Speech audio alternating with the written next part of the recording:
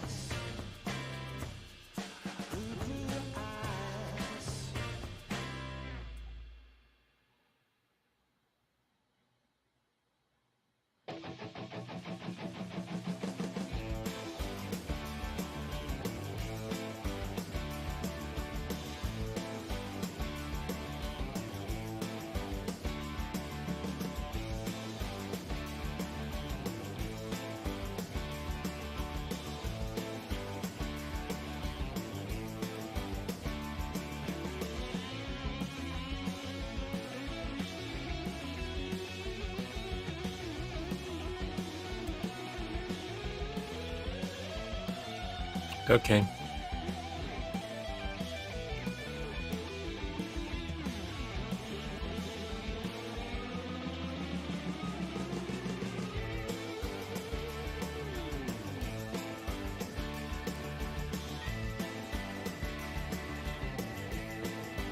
Ra, Kahi, can you hear me?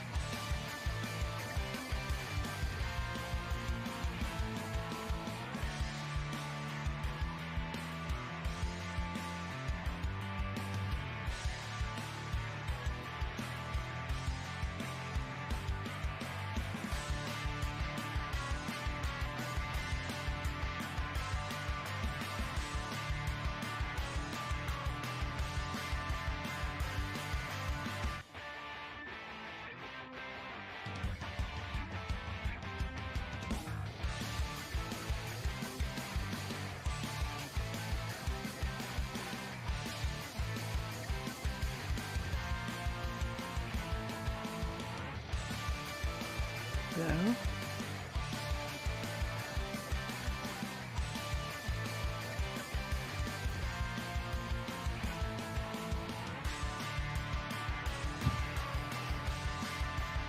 Hello?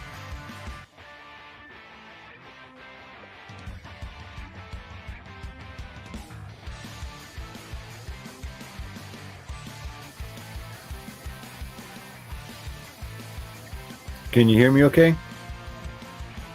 I can hear you, Arte. Can you hear me? I hear you. Hang on one second. Okay. I don't hear Larry.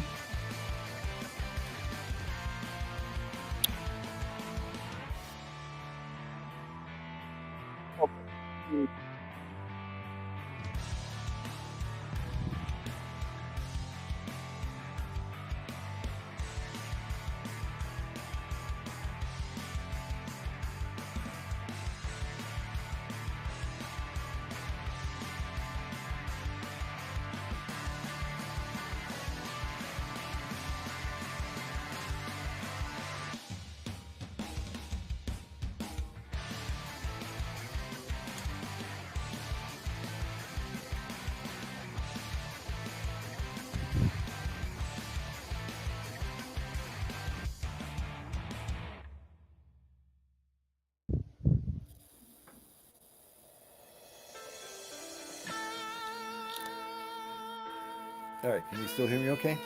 Yes, I can. All right. I'm all plugged in, ready to go. Yay.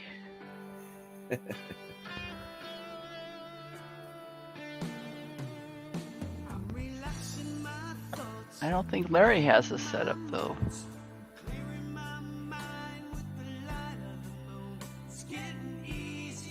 I don't know. I see he's already in Twitch. Yes.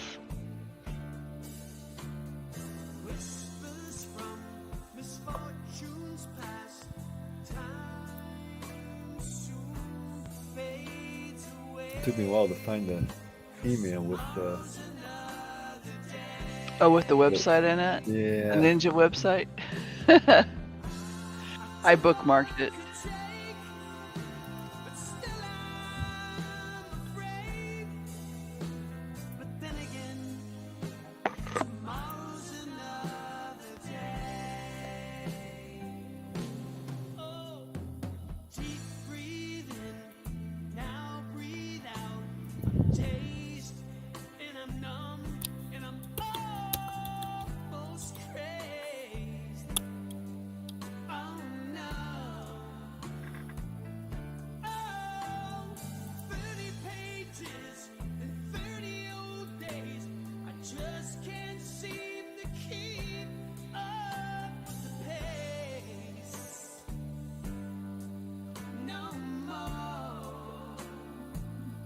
So the sign-in says donations covered 69%, reserve at 602%.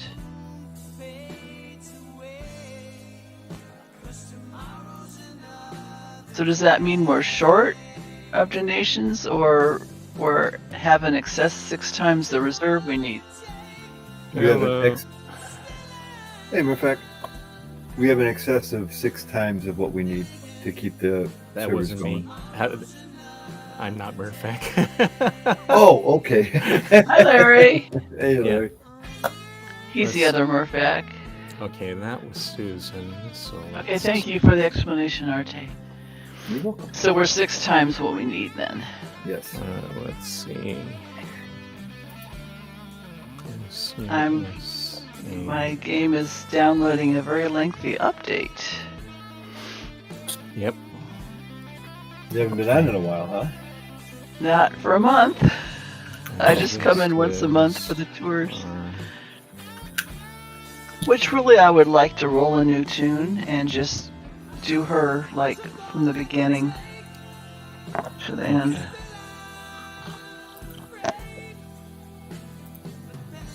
Especially with all the new stuff that's been added Yeah. This, by the Grey Hats. you haven't been to Explorers Emporium yet, have you? What's that? That's a fan age. Oh, wow. And It's one of the there's a few link. with a puzzle. Oh, cool. And there's a new age that has a linking book inside Explorers Emporium. So you got to finish Explorers Emporium to get to the new age. Oh. Darlene just logged in. Oh, Hello, hello, Rawa. darling.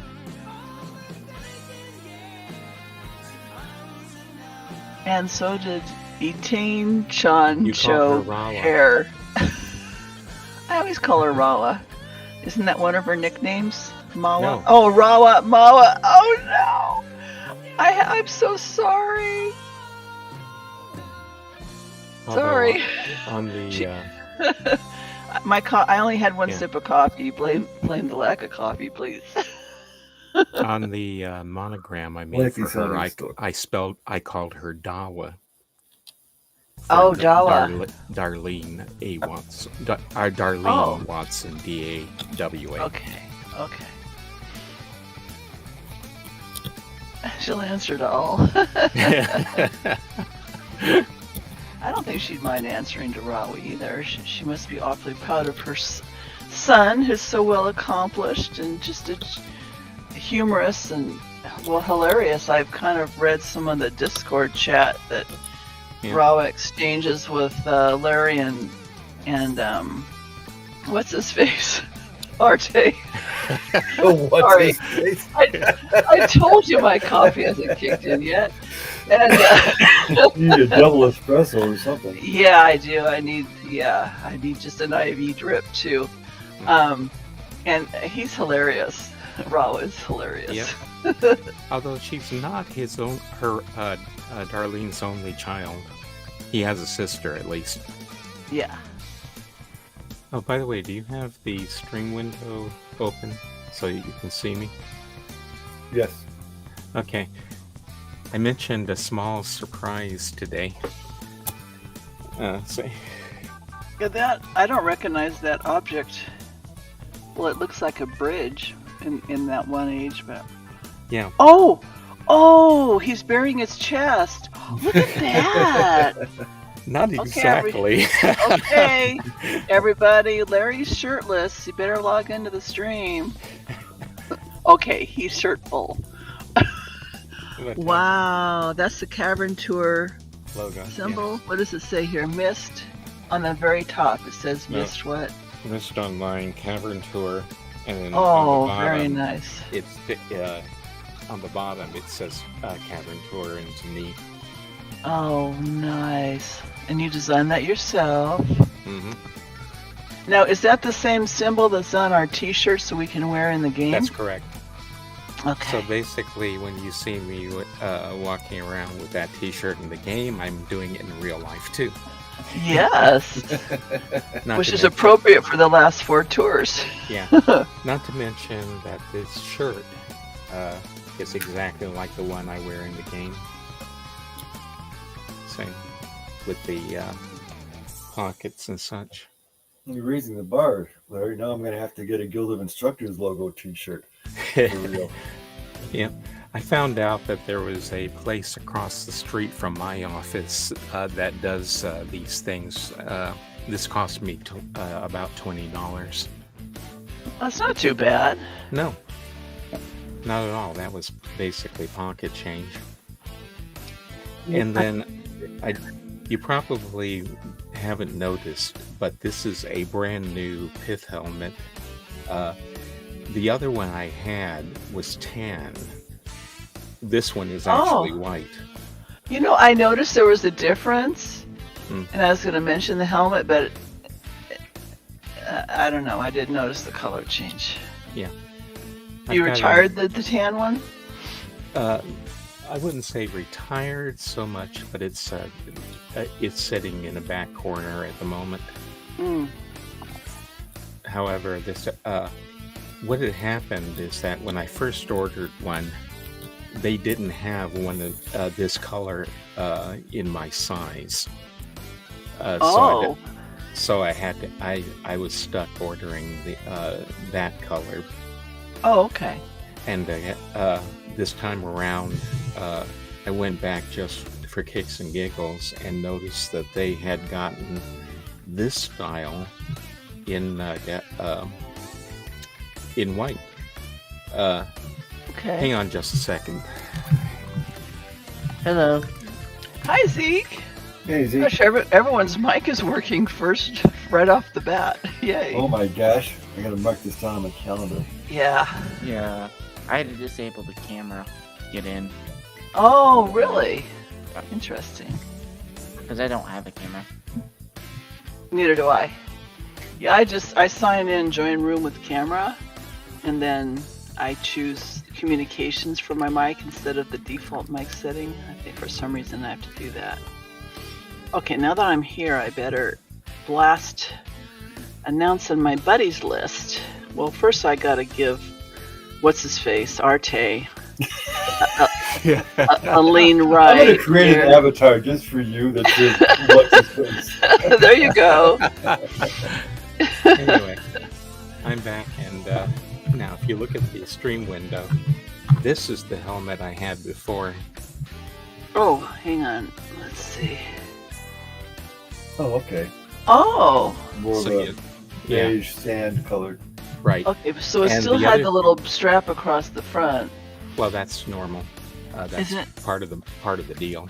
Okay. And then but the other thing is that you will notice that this one is very rounded, Okay. and this one is not. It's not rounded. No, it's more of it's Oh, more it's flatter. a little more squared off. Yes. Oh, gotcha. And it's got a little poofy poof at the back, Ooh, like a little bump. A bump at the You're back. talking or about you're talking about the button on the air Oh, button the on button. the top. Okay. Yeah. Okay. That's there for ventilation. Oh, when your If you brain look overheats. inside, Okay. yeah, when you look inside, you'll see that right there. There's a little. Let's see if I can get it Oh, close there's a up. little hole. Yeah. It isn't just a hole. Okay. Let's see if I can get this more or less It's an air out duct. of the way. Yeah. Okay. You notice that it's an air vent. It's got several holes in it. Well, yeah, I see the little dots. That one looks like about. Oh, it's got like a. Yeah, it has holes in the side too. Yeah, it's got it. This one has the 3 holes. This one only has 2. But Larry got a haircut. He's Actually, really got them no. all cut. yeah, that's what I was about to say. A what? I got them Oh, all. you got them all cut. Oh. Hair's cut. Yeah, just having one haircut doesn't really do much for the appearance. Okay. But then you're covering some of the ventilation holes with that black band, which of course you need that because it matches the one Correct. in the cavern. Yeah. And that's the point, is that this style of helmet looks a lot like, more like the one I've got on my avatar. Yeah. Okay, so I need I've got to... one more thing that I'm expecting to come in today. Damn it.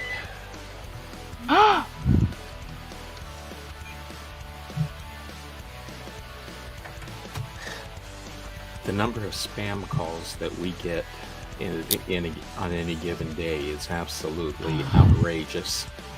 I received my first Amazon scammer call on my 2-year-old cell phone a few days ago.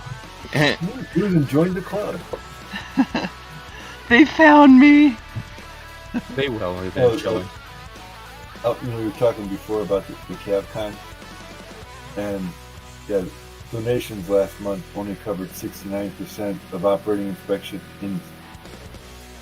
expenses, but yeah, the reserve is 6 times above what we need to keep the cavern operating.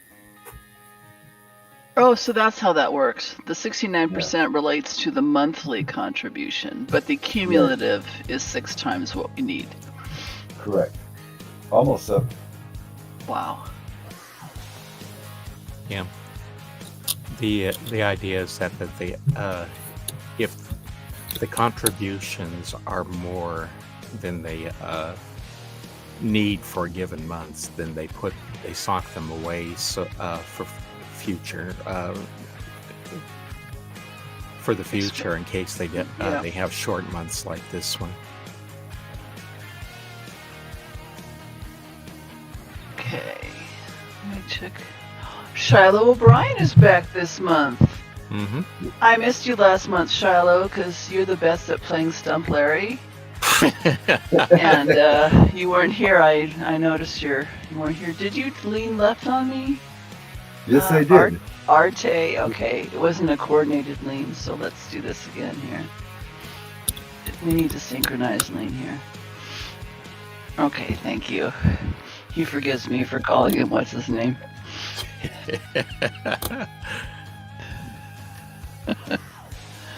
You call me what's his name? You call me what's his face? I called you what's his face? I thought I just called you what's his name. Come on, guys. What did I call him? Did I call him what's his face?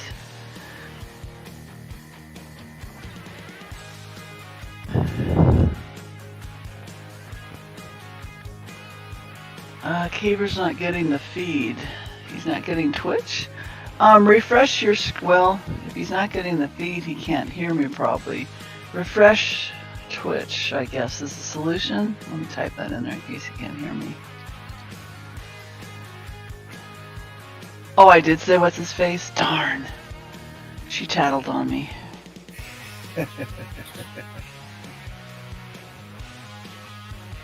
Actually, you better tell him the entire Twitch address just in case he's not logged in. Yeah, well, Caver should know it, but I'll... let's see, everyone here are... Oh, we have a new cavern tourist, Kahi, K-A-H-I. Mm-hmm. Okay, please log into Twitch TV / what's his face? Oh, LLF 58. Well, at least I'm not alone in being called that. Did your wife call you that? Oh. No. Can you guys hear me okay? Parker does. Hi, Zeke. Sorry, we've been sort of talking over you, Zeke. How are you? I just want to make sure my mic's okay. Yep. Mm-hmm. Okay. It is. Yeah. Everyone's mics are okay now that I remember to actually turn up your volume in the control panel. Yes. Yeah, and now, do we still come in as muted when we first access Ninja? Yes. Okay. Because And I I was have- talking to you. Yeah. And I have no idea why. But as long as I remember to click on the... there's a white box on your windows that shows how long you've been online in the chat room. And if I click on that box, I can crank up the volume on your microphone. But I have to do it there because it doesn't work anywhere else. I thought there was a way to make the chat on Twitch smaller. Let's see, what time is it? 2 minutes? You want the chat on Twitch to be smaller? Well, it blocks because I have the browser windowed, and then the game in one window, and then the introduction in another thing. And the chat takes up 20 to 30% of the screen. So the screen of Twitch is smaller, so it'd be nice to have the Twitch chat a tad smaller where I could just make the arrow go out a little bit. You should be able to do that. If you look at the top of the stream chat section of the collapse, there's a button up at the top that says collapse. It's got a kind of an upright with an arrow next to it. I see it. Yeah, there you go. Okay, thank you. I don't necessarily want to collapse it, but yeah.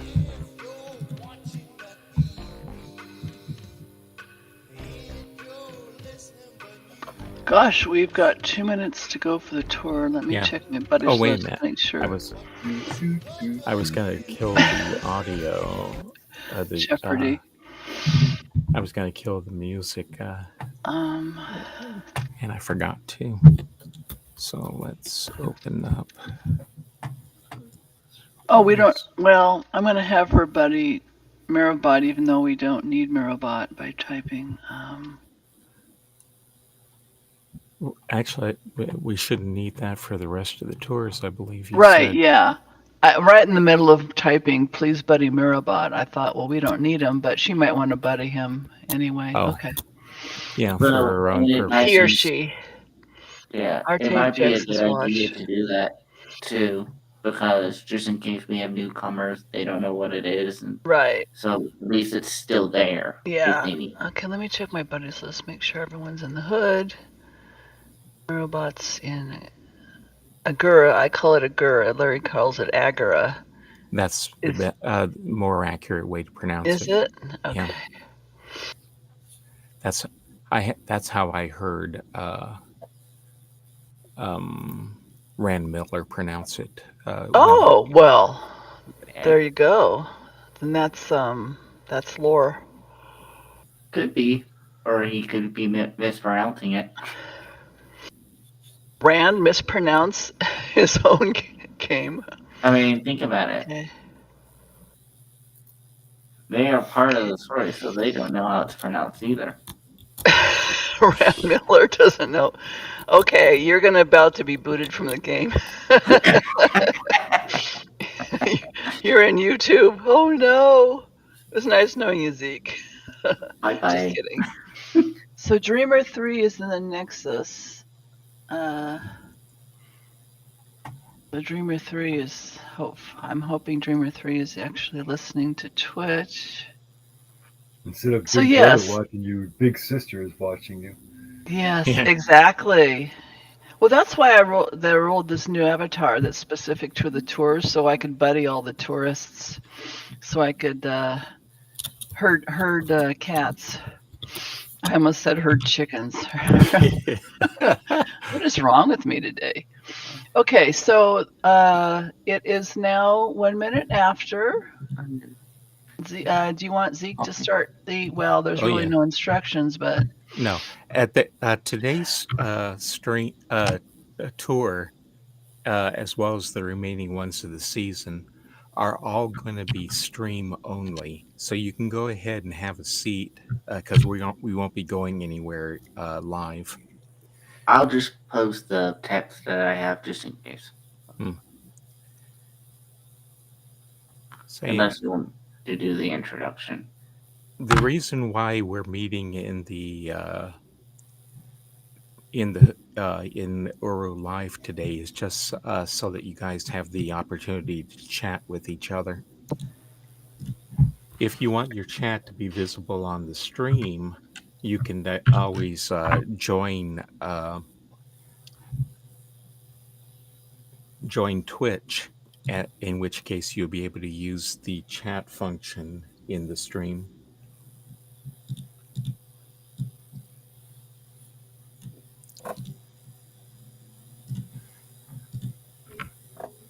Yes, and even though we're not physically going anywhere on this tour, please feel free to ask questions, Absolutely. both in Age Players chat and also in Twitch.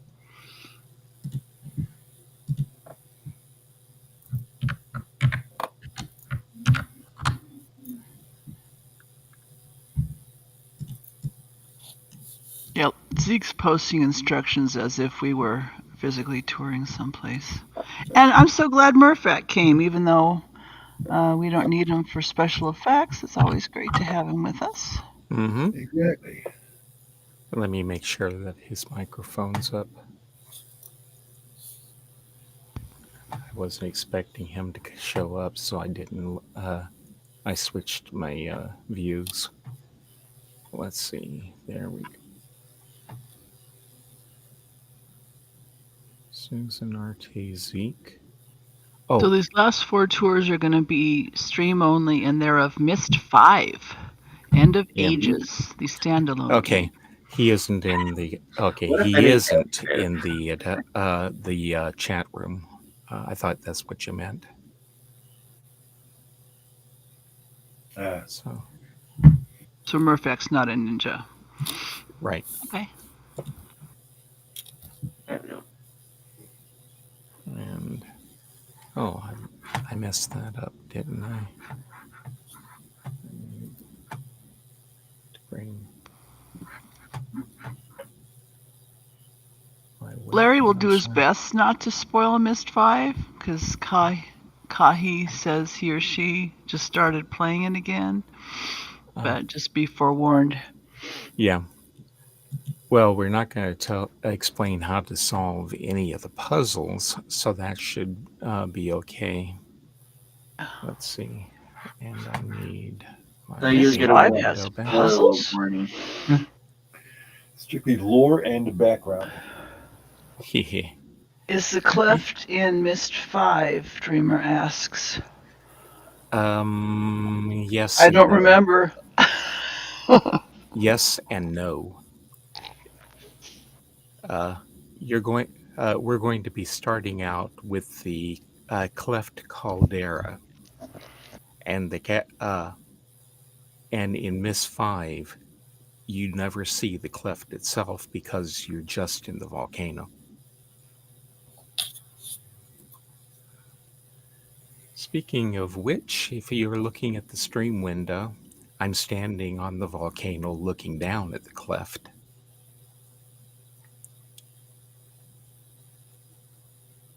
Anyway, I guess we shall go ahead and get started. So I need to turn around. Did you show us your huge coffee mug? I'm not allowed to start a tour without showing it, huh? Nope. It's Yep. tradition. It's tradition. Tradition. There you go. Oh gosh. What about a Thank board you. game? Anyway. You need a coffee mug as big as that caldera. Not quite. I wouldn't be able to afford to fill it. Okay, so let's go ahead and fall to my death. Oh no! Ah. And here we go. This is the inside of the caldera. And Arte, did you make a linking noise? Yes, I did. Inappropriately. Let's go over here and then turn around. Uh, and let's see if I hit F1. Yeah, there we go. We got first person view. So now you can see the dagger in here.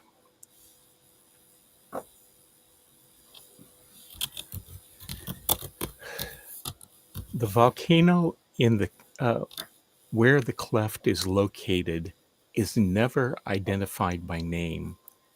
We only know that it's somewhere in the southeastern part of New Mexico and that the Denis Caverns may be an unknown extension of the Carlsbad Caverns. I'm going to go ahead and switch over to my web browser so that you can see a picture I've got there. The photograph that you see in the picture is the Vulcan volcano located just outside of Albuquerque, New Mexico. This one has a very good chance of being Cyan's inspiration for the cleft volcano.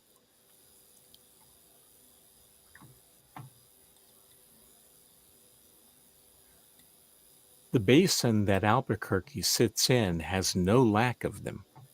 There are over a dozen volcanic fields around the city, which you can see marked in red on the map in this photo.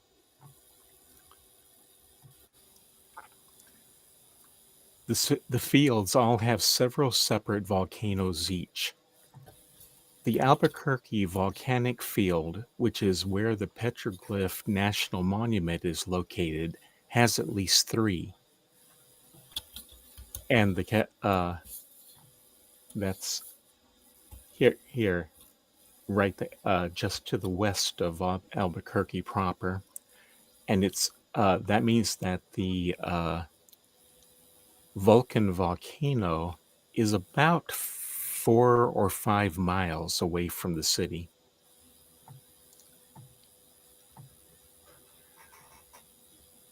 According to one source I've read, it's estimated that there are nearly 1,000 volcanic eruption centers younger than 4 million years in New Mexico, though not all of them have formed volcano cinder cones. Vulcan, located in the Albuquerque volcanic field, is part of the Petroglyph National Monument.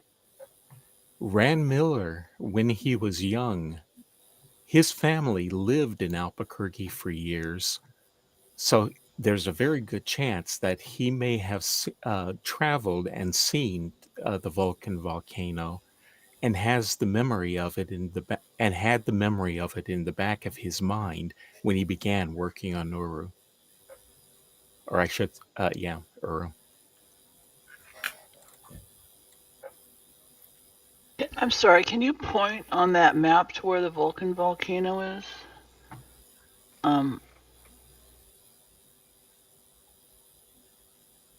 I tried to scroll my screen up to the map and I can't control that. Vulcan.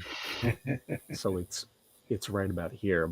It's around 4 or 5 miles away from the city. Yeah, I don't see your mouse pointer, but okay. It's off towards the left-hand edge of the marked. Oh, the top marked left. edge. Not Yeah, top left. left. It's top left beneath the rectangle at the top left. Yeah, you see the 4 small black square boxes? It says volcanoes in black. Mm-hmm. No, just to the right of that. It says Vulcan volcano. Yes, exactly. Okay. Thank you, Slurry. Sorry. The area around the volcano is where the Starfisher of Riven deposited things that were dropped into it. At its base are a Wark skeleton and remains from the telescope Gin used to examine the fissure. And the picture that I have there shows the remains of the telescope, of course. And there's the Wark. If you were to look down into the volcano from the rim, it looks like this.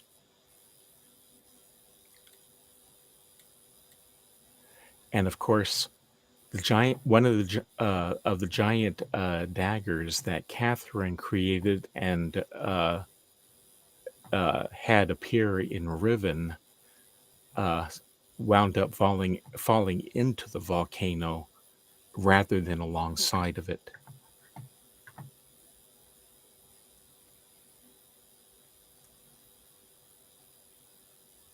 There was a little bit of English on it when it fell into the fissure. I don't know if there were any Englishmen standing underneath. Thank you. You're referring to playing pool, right? Where you put a spin on the ball? Yes.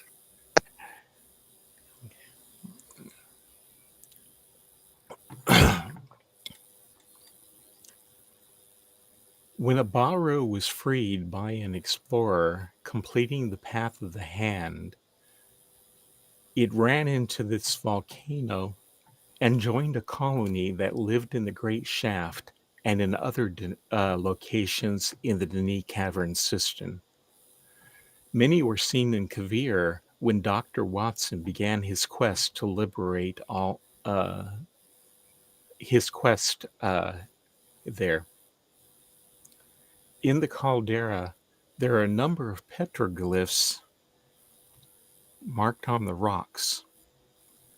Let's see if I have one nearby. There we go.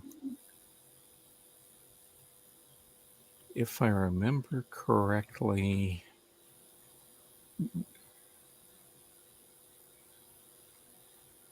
no, they don't start there.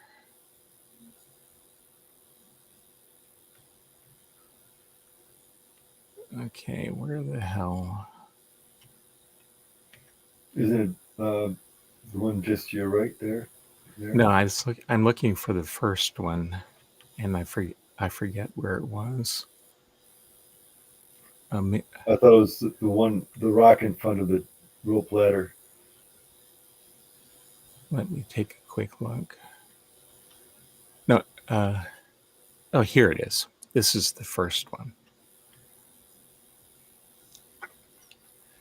The first glyph in the sequence represents the early days of Atris and his family on Myst Island. The people portrayed in it are, from left to right, Atris, Catherine, and Tiana. The two smaller figures are Akinar and Cirrus, who were born on Myst. There are Baru symbols above the mountain peak. However, no one has ever been able to interpret any of their symbols, so we can't say what they mean. The early days on Myst were happy ones for the family. The adults were content with their lives there, and the two boys were happy and wanted their parents to be proud of them. Those days, unfortunately, came to an end all too soon. While Tiana had been taught some of the basics of writing ages by her Denis husband, Atris, she had no formal training. Atris the elder had been a member of the Guild of Surveyors, so he also did not have advanced training in writing ages, such as was taught to members of the Guild of Writers. He just knew a few basic things. The son of Atris and Tiana, Gin, was enrolled into the Guild of Books as a child, simply because they were the only guild that would accept him, since he was a half-breed. And that meant that the teachers of Atris and Catherine were both people who didn't have any formal training in the art. All four of them had to figure out how to write by trial and error. Because of that, they were able to accomplish feats of writing that the Denis wouldn't have attempted because Anna's family didn't have any preconceived ideas about what could be done. But they also had no knowledge of the rules and methods the Denis of Guild of Writers taught to keep their ages safe and had no knowledge of the methods used by the Guild of Maintainers and Healers to test a new age for danger.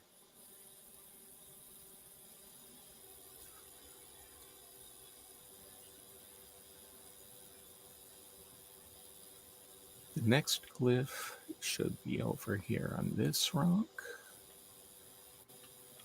Yep.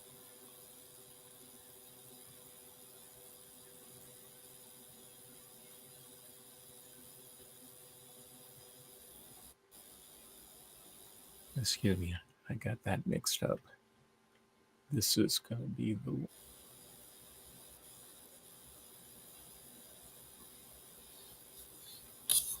Oh, I see. The first glyph I was talking about is the one at the bottom of this rock. The second glyph is the one just above it. And the second glyph represents Atris and Catherine's later life on Myst Island with their sons. The first glyph down at the bottom, you should be able to see, does not have any of Atris's buildings on it yet. The one above does.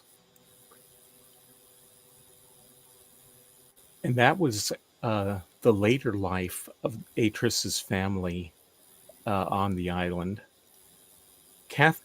Sometime around this period, Catherine wrote an age whose name she never recorded in her journals. Tiana visited that age, and while there, she contracted a disease that caused her to fall into a slow decline. It eventually resulted in her death. That tragedy left deep scars on the entire family and changed them all for the worse. The loss of Tiana made Atris throw himself into his work out of grief and caused Catherine to avoid everyone else out of a sense of guilt. Catherine never dared to write another age until she wrote the Age of Tay as a new home for the people of Riven. Both of the Atris and Catherine neglected their sons, and that caused the pair of boys to stray down dark paths that shaped who they became as they grew. Cyrus was about 8 years old when Tiana died, and he and Akinar, who was the older brother, began to take unsupervised trips to the ages Atris had written, eventually falling in with the pirates of the Black Ships in the Mechanical Age. And that was actually something that was deliberate on the part of Cyrus, but not on the part of Akinar. When Cyrus convinced Akinar to join him in the Mechanical Age and to take a small boat and go exploring, Akinar had no idea that Cyrus was deliberately looking for the pirates. However, when they were captured by the pirates, while Akinar was at first hesitant to have anything to do with them, Cyrus managed to talk him into it after convincing the pirate chieftain to adopt them as his sons.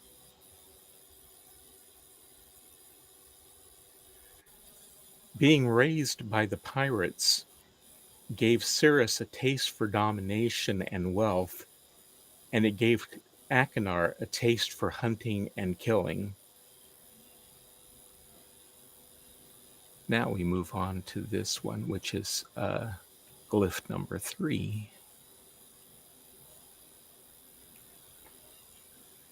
This glyph represents the story of Atris and Catherine reuniting on Riven before linking back to Myst. Although the stranger is not depicted, they left him or her to jump into the fissure to return to the cleft.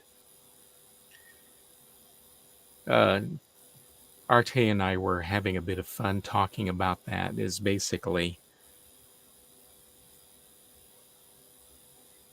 Atris basically saying, "Thank you very, very much for returning my wife to me and solving all of our problems. Now, goodbye. We're going home, and you can jump in the cliff. You can jump into that vast, unknown fissure next to us." And have a nice life. Don't call us, we'll call you.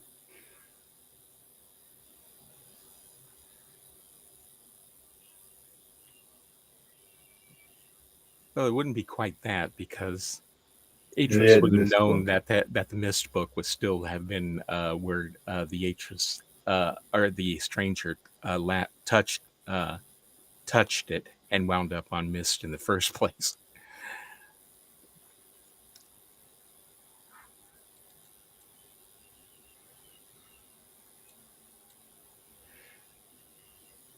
This glyph represents Atris and Catherine's attempt to rebuild Denis. At the time that this took place, they were living in a new age that Atris had written, which resembled Myst but was larger, and which he called Chroma Agana.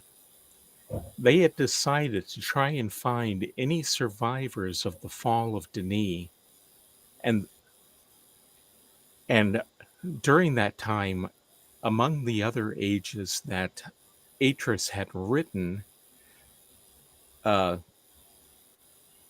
there was an age where he eventually became friendly with the inhabitants. What age was that, Arte? Aberon. Averon. And and it was with the help of the Averonese that he searched for the survivors of Denis and was able to find quite a few of them. So, with his search successful, however, they decided to try and rebuild the city so that the Denis could resume their lives there. However, that effort proved unsuccessful because of the damage from the earthquakes that had occurred since the fall of Denis was too severe. That caused Atris to begin searching for a new home for the Denis. They had found the Book of Terani, and when they found that the Rone culture there was alive and thriving, they made contact and began planning for the Denis to rejoin their cultural brethren. The Terani, for their part, were very welcoming and enthusiastic about having found missing Rone descendants. The plan they had of joining the two cultures came to an end when Atris and the Denis representatives with him discovered the truth behind Terani's utopic lifestyle. It was based on a form of slavery that horrified Atris's group. The people of Terani had come to regard anyone not of Rone descent as being subhuman and fit only to be laborers for their society. The Denis, whose culture had broken off from the Rone in the first place because they were anti slavery, uh, found that to be intolerable. One thing that you have to know is that the Denis did not know that the Baro existed, and they had absolutely no idea that they were bound to Denis in the first place. So that was one implication of Yisha's, which was actually completely false. She tried to say that the Denis deliberately kept the Baro around to work for them and to amuse them. when the fact was is that the only the only two people that we know of of Denis descent who knew about the Baro were Yisha and Escher, who had discovered them when he ran away from the fall of Denis to the age of not not Lachion, Nolabin. Nolobin. Yes, when Escher discovered the Baro on Nolobin, and decided to while away the years that he was stuck there, uh, learning everything that he could about them, so that because he was particularly interested in their ability to link without using linking books. That was one of the powers that was supposed to be a sign of the grower in the book of prophecy words. And he figured that if he could figure out how the Baro did it, then he could be the grower.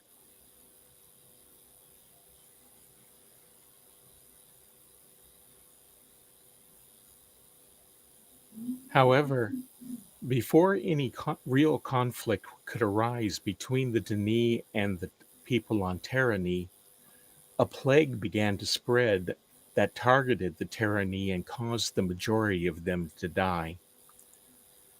It was discovered that the Denis were carriers of diseases from their own history that the Terrani had no defenses against. The non-Rone slaves were able to revolt and rebuild the age into a new society. They changed the name of the age to Devakan, which means rebirth or hope.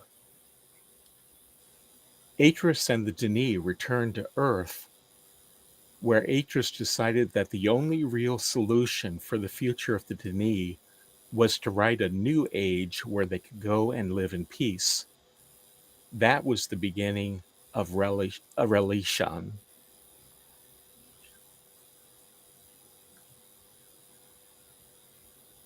Let's see, next rock.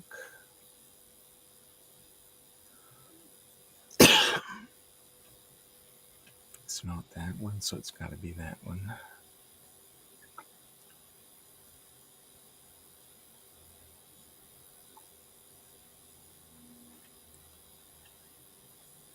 Okay, we start off with the glyph at the top of the rock, which represents the birth of Yesha. At the time Yesha was born, uh, Atris had given up on Atris and Catherine had given up on living in Chroma Agana, and Atris had moved them back to Earth, where he uh, traveled along a river and found a nice isolated site which suited his purposes, and he built a new home for them there, which he called Tomana, which means home in the Denis language. There, Yesha was conceived and later born. The glyph below it represents the events when Yesha learned of her two brothers still being alive in prison ages. Atris took her to visit them and to learn more about them. It was at that point that Cyrus began deceiving her about his true character, because he was developing a long-term plot which called for her to trust him so that he could later use her.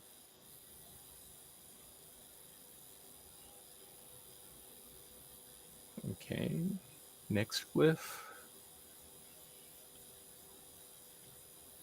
should be the last one, I think. No. So there's one more. Where the heck is it?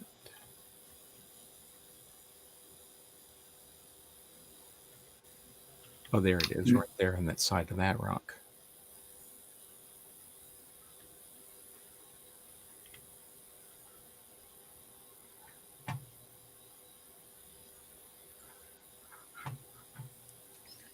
After the death of Cirrus and Achenar, after the stranger returned once more and foiled the Cirrus's plot, uh, Yisha, when she grew old enough to be on her own, left Tomana on a journey of self-discovery. She moved into the cleft for a time, which is why the volcano and the cleft is represented on the glyph. Her mind had been damaged by Cirrus' attempt to remove her consciousness from her body. Cirrus had planned to trap Yisha's mind in an aspect of the age of Serenia called the dreaming. Then he planned to move his mind into her body and masquerade as her long enough to learn the art from Atris. At which point, Cirrus intended to kill Atris and Catherine as soon as he knew how to write ages of his own.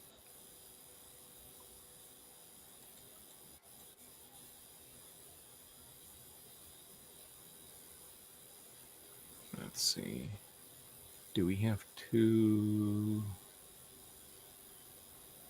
on this? Damn it. I did not want to do that. Too close to the edge. Okay. So here we go.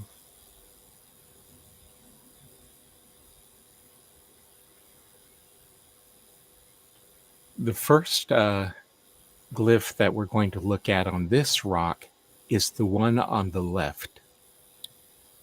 That glyph represents Yisha meeting the Baro and deciding to free them.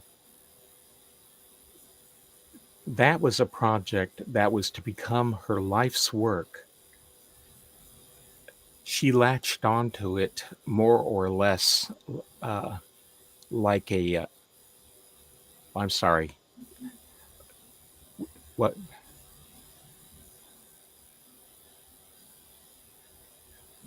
we should be looking at as is the top glyph here, because I skipped over that by accident. After living in the cleft for a while, Yisha wandered around on the surface for some time, then came back to the cleft and traveled through the volcano down to Denis.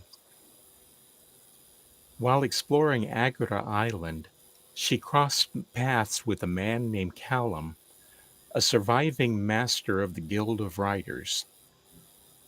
He had decided to remain back in Denis when the rest of his people moved on to Relishan because he was interested in the remaining books in the various libraries. When he met Yisha, he was very surprised but soon recognized a talented pupil and took her on as his apprentice. They had an initially rocky start because of Callum's resistance to Yisha's wild ideas about how to write. Those were ideas that she had picked up from her father and mother, but he came to accept her approach and helped her create a fusion of traditional Denis techniques along with the teachings of her parents. When Yisha first apprenticed to Callum, she wondered if he was the grower predicted in words, whereas Callum, for his part, began to wonder if she was. After Callum was murdered and Yisha defeated his killer, she began learning from the Baro and began adding their methods to her style. That was the time frame when she began to believe that she was the grower. However, she had been primed for that. Her father uh, had basically been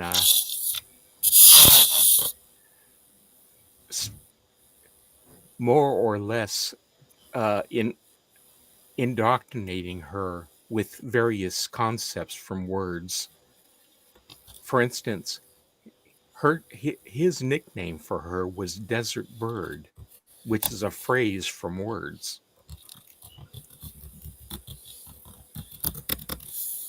And then let's see. So we move on to the next glyph, which I mistakenly started on. While Yisha was being trained by the Baro, she decided to free them,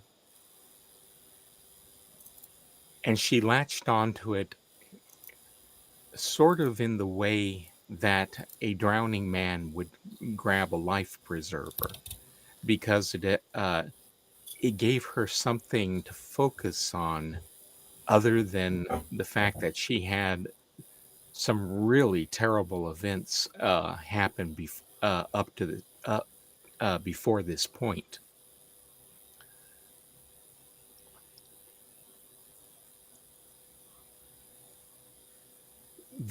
Her attempts to free the Baro from their bondage to Denis defined who she was, and that lasted right up until uh, the the Baro were finally freed uh, by the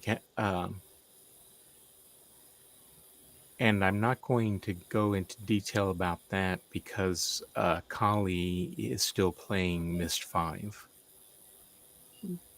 Well, she says she's playing it. Here she says she's playing it again. Oh, okay. In that But case, so it's up to Kali whether or not he or she, minds whether you disclose some spoilers. Kahi, excuse me, I'm Kahi. sorry. Yeah. Yeah. Uh, okay. In that case, it would the main character of Myst 5 is Dr. Watson, and the player of the game is taking on the role of Dr. Watson. And it was Dr. Watson who finally accomplished what Yisha couldn't.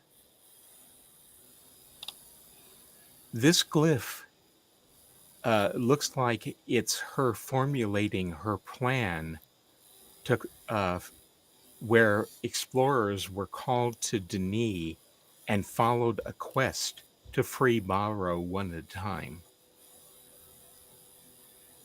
You'll see uh, somewhat similar symbols on a Baro carved rock that is up on the balcony of the biggest house in a residential neighborhoods.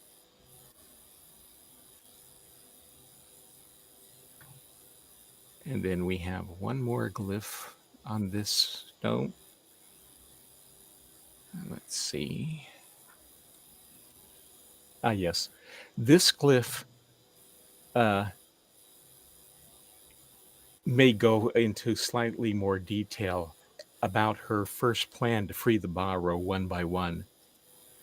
Each of the Baro supposedly called an individual explorer to Denis, and her assistant, Jeff Zandy, guided that person onto the path of the hand. Every time an explorer completed the quest, the Baro who had called him or her had its mind freed. Many explorers became disillusioned after finishing the path of the hand, feeling that Yisha had used them and then cut them loose with no purpose for being in the cavern any longer. Her influence and teachings also caused rifts among the personnel in the DRC who were not part of the plan and who simply wanted to rebuild Denis and make it safe for people to visit and live in. The board members of the DRC were at wit's end because of the backbiting and infighting caused by some of their members' sympathy with, or contractors' sympathy with Yisha's stated philosophies, and because the influx of people with no affiliation to the DRC greatly increased the possibility of accidental injuries and deaths. It also drained their finances because they felt like they had to help take care of those people who came to the cavern, uninvited or not.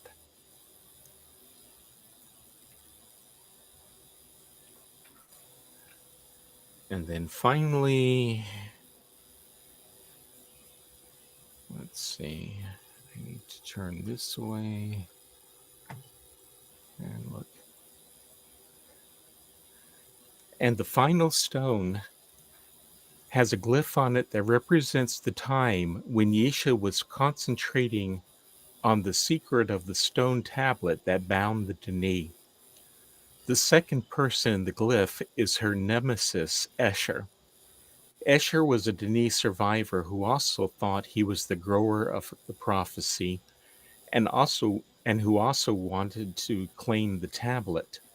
However, both Yisha and Escher failed the tests that had to be passed uh, the test that had to be passed to become the tablet's master. They also learned that one could only undertake the quest once. Thus, both began to assist explorers who also stumbled across the quest, each trying to sway the explorer into doing what they wished. The battle ended when Dr. Watson gained control of the tablet and succeeded where everyone else before him had failed. As it turned out, the tablet uh, could not be claimed by the person who first picked it up after they had completed the quest for it.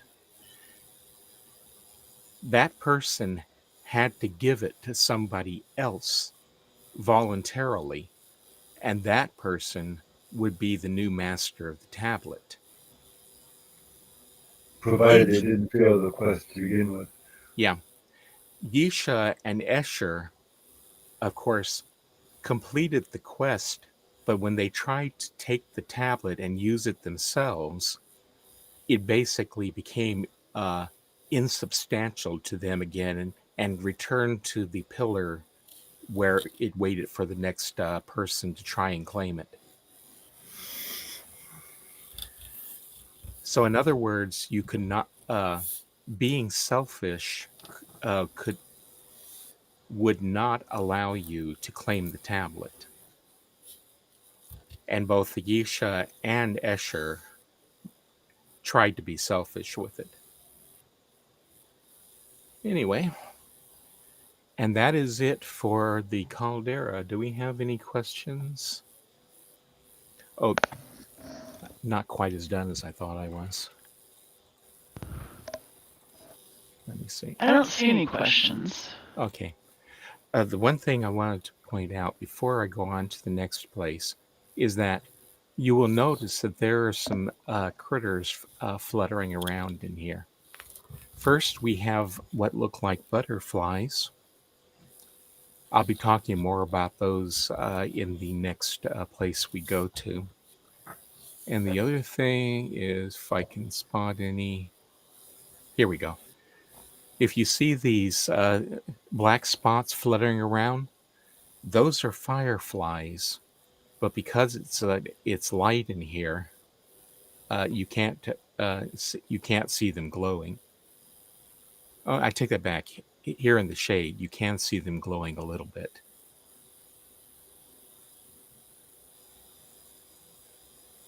None of these insects that you see here in the caldera are actually ones that are from Earth. All of them were imported somehow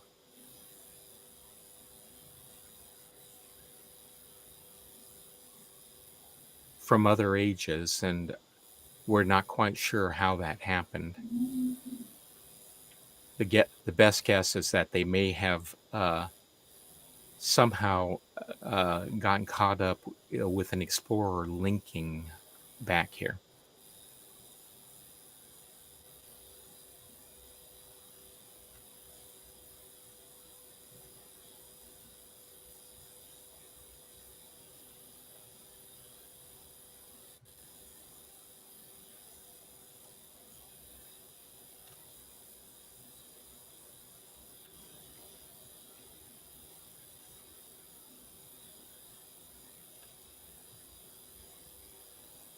Okay.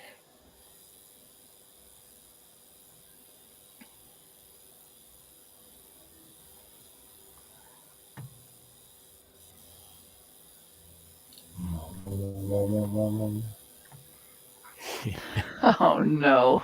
That time it was appropriate. The next age we are going to cover is Direbo. And Direbo, uh, I'll ask you to ignore these bubbles, which are part of Myst 5, because they have nothing to do with what we're going to be talking about. Direbo is a garden age. To the Denis, this would have been quiet and soothing. The light here is at a level that would have been comfortable for the people of Denis, since they lived underground for very much or all of their lives. The lanterns floating in the water channels, such as that one over there, and the ones you see off in the distance. Let's see if I can spot another one closer. Here we go. And there's one there. Those lanterns would have provided all the light that the Denis people needed to see perfectly well.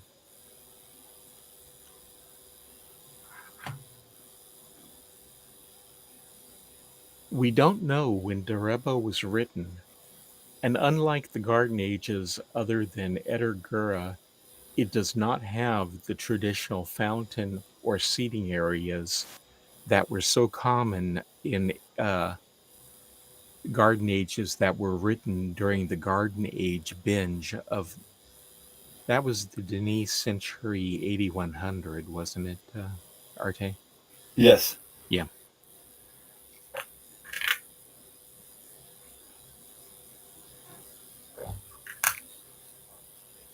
Let's see if I can get this. When Dr. Watson met Escher, all that Escher told him about Direbo is, let's see if I can play this. Ah, Direbo. An age for resting. Such a peaceful place.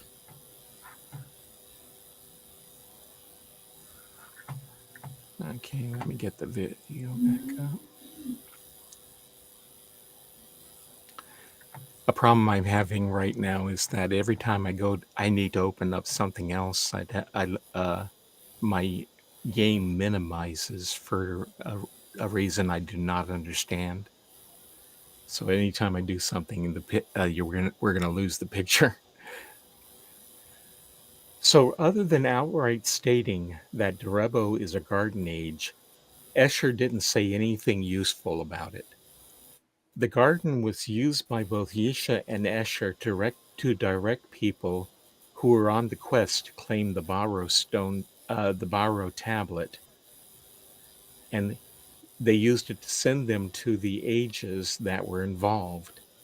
It is unknown who first placed Direbo linking books in the Edertomanti of the Great Shaft. They could have been placed there by the Denis. but it's doubtful because the shaft was closed down right after it was made and the Denis never traveled through it again. It's much more likely that the books were placed by Yisha or by her Baro followers. When Yisha took possession of Direbo, she had her Baro install space-time bubbles with pedestals holding stone slates that were part of the quest for the tablet. The bubbles existed simultaneously in all of the ages, showing yet again how linking devices created by the Baro often ignored the rules of the art that were followed by the Denis. Escher was not a fan of the change, uh, and viewed them as no more than a necessary evil. What he said was, There, that profane thing, and the other pedestals like it are not of the Khni. They are a regrettable part of this journey. The pedestal will allow you to link in a manner similar to the book that brought you here, but know this. They are perverted tools of the creatures. The creatures. You've seen them, always watching, calling to one another in the darkness. Loathsome wraiths. They are not Are you as playing a we sound file, Larry? are. yeah, I Remember, just hear. It sounds like Well, insects buzzing in the background. you have to unmute Twitch. Oh, I knew that.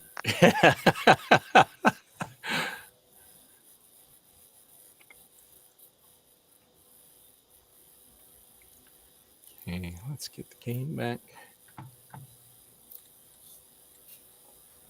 The age is made up of 4 small islands set in a pond that matches uh, their contours.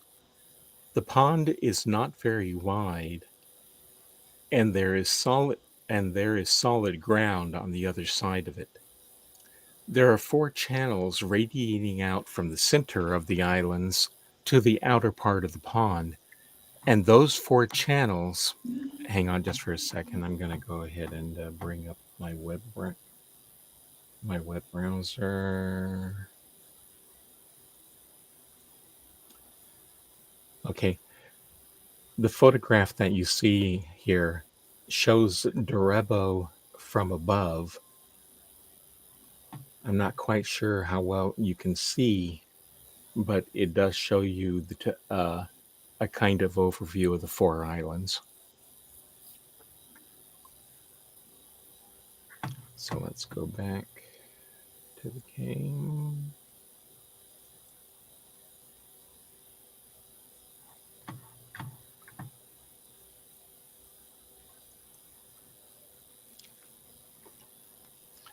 The Direbo means wheel in the Denis language, and the name probably came from the channels looking like the spokes of a wheel.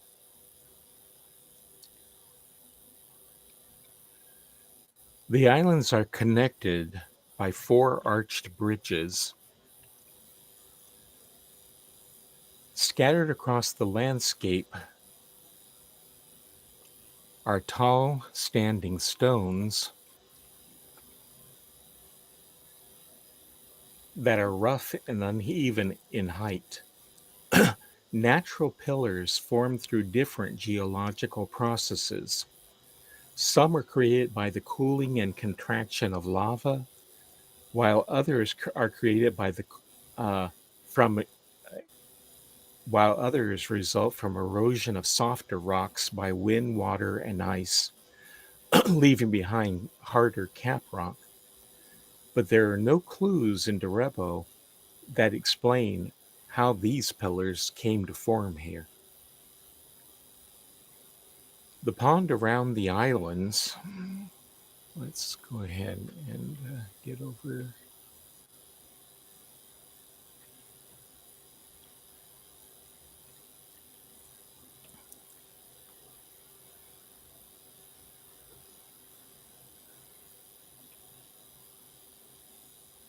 Okay.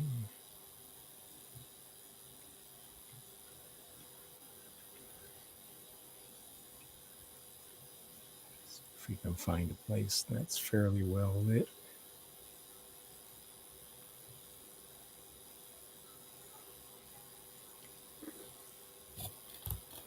Okay, this ought to do well enough. The pond around the islands has a lot of algae floating in it, and there are tall mushroom like plants with twisty stems growing out of it, especially in the channels. Well, let's walk over there.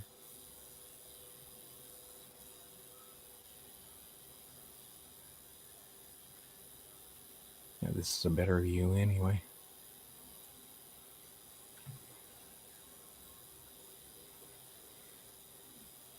So there are tall mushroom plants with twisty stems growing them out of it. The ground appears to mostly be covered in moss, lichen, and small grass and sparse grasses.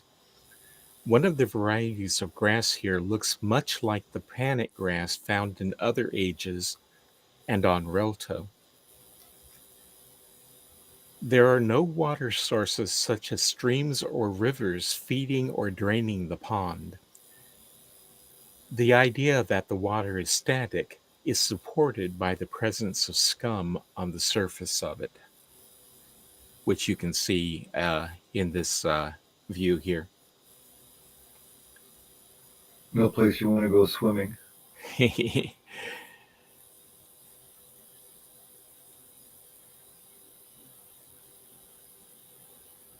Okay. Now let's see. One thing that this age does have, of course, are insects. There's one of the butterflies. Let's go ahead and see if we can find.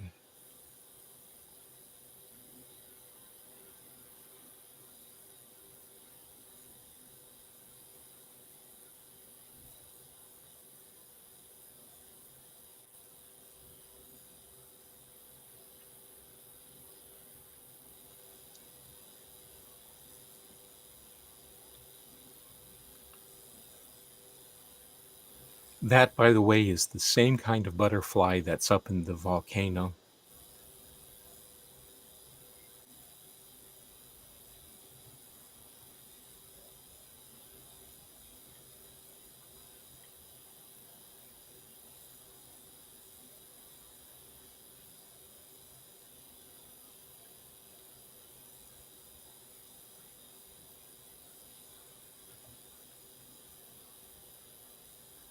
There is a solitary firefly.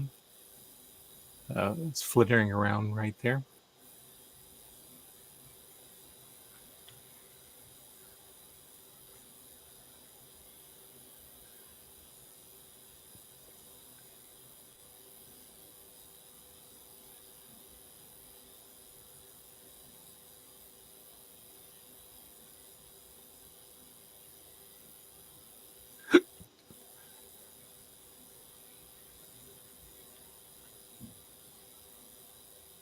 Here we go. An artifact of the way I'm playing the game at the moment has frozen this in place. This is a alien firefly, which normally you would be moving around as the other insects do, but for whatever reason, it's unable to move currently.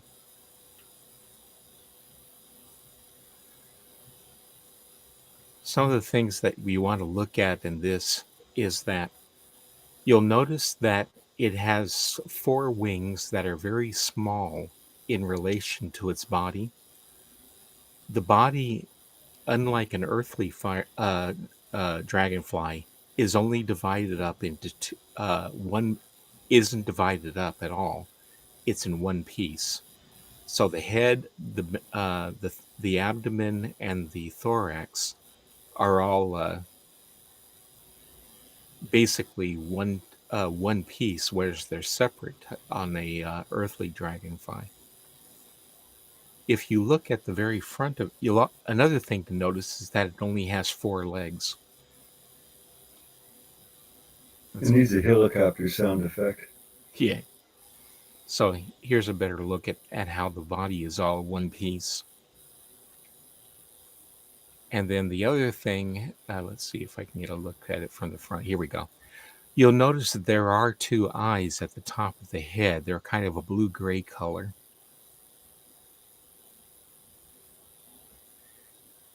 And the last thing that I don't know if I can, I'm having trouble finding because they do move.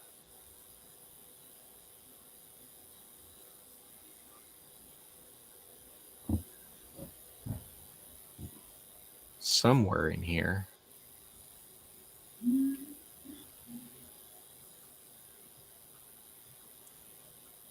Ah, there they are.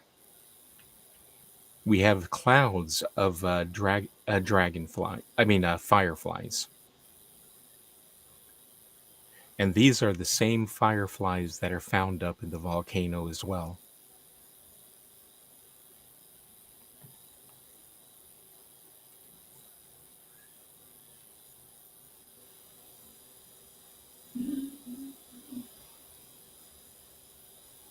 So we have the two species of fireflies, neither of which is very much like the Curie of Negalon uh, or their relatives in Chemo. The first one I showed you glows just in the homogeneous gold color. In that respect, it's like the Curie and fireflies. And it's also like the fireflies in Chemo. So they do congregate in clouds. The second type is a solitary firefly. Its body is smaller than the first one type. In other words, if it gets close to you, you cannot see the body or wings through its glow, as you can with the cloud type. That type is somewhat resembles to fireflies that can be found in the residential neighborhoods on Kadesh Talesa and on Todalmer.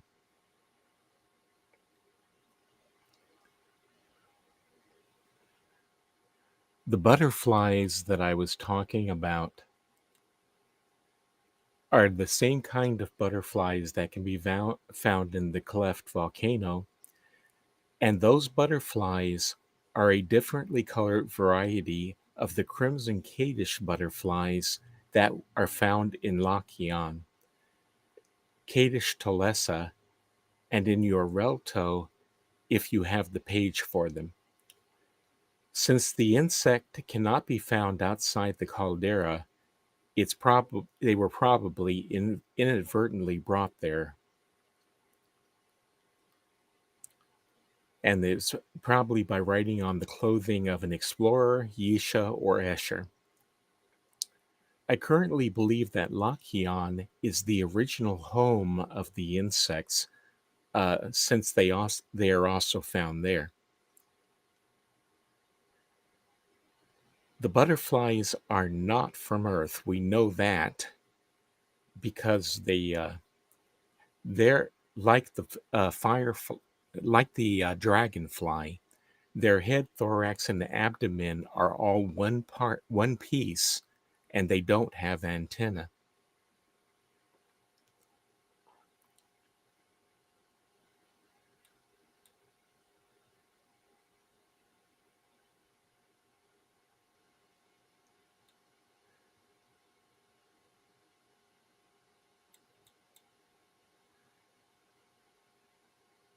One thing that I am not playing sound effects. Uh, I'm not, or the audio track from the garden, because it causes problems with the broadcast, in that it can cause all sorts of feedback problems. However, if you if you were to be here, one of the things that you would hear a lot are bird calls. Direbo is at home to at least one species of bird, and the Denis Zoological Society, when it was active, theorized that it was a variety of nightjar based on the sound of its call. Unfortunately, the bird is very shy, and no one has ever reported actually seeing one.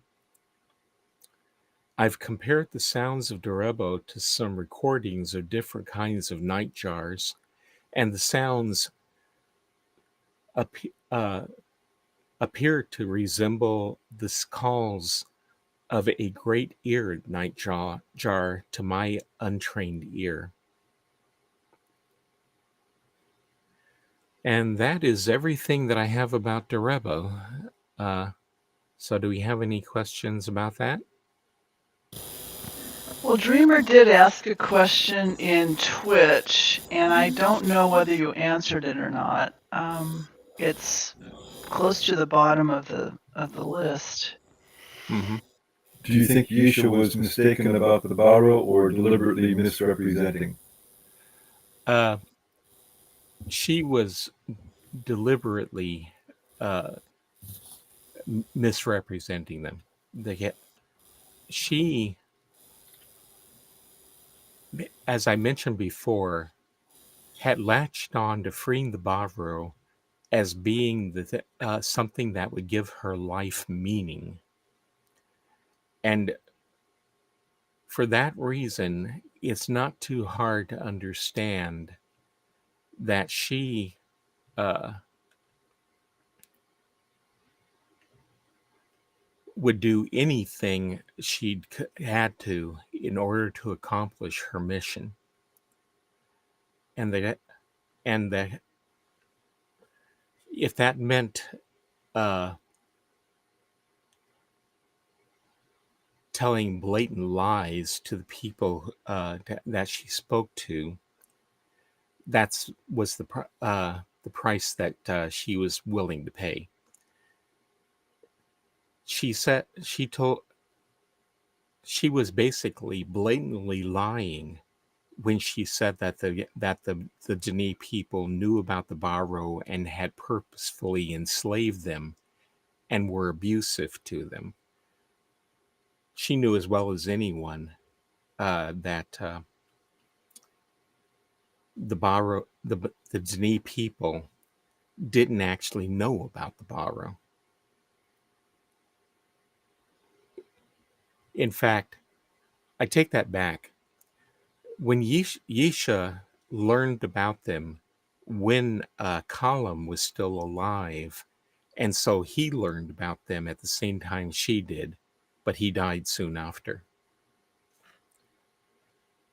Uh, but that was